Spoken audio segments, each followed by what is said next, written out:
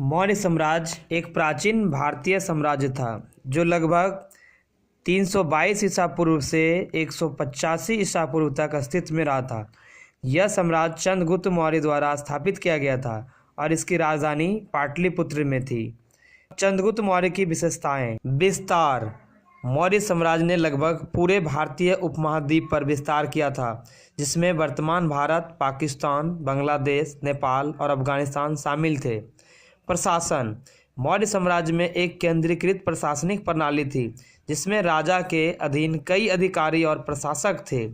आर्थिक व्यवस्था। मौर्य साम्राज्य में एक मजबूत आर्थिक व्यवस्था थी जिसमें व्यापार, वाणिज्य और कृषि को बढ़ावा दिया गया था। सैन्य शक्ति। मौर्य प्रशासन की सैन्य शक्ति बहुत मजबूत थी जिसमें एक बड़ी सेना और एक विकसित सैन्य प्रणाली थी। सांस्कृतिक विकास।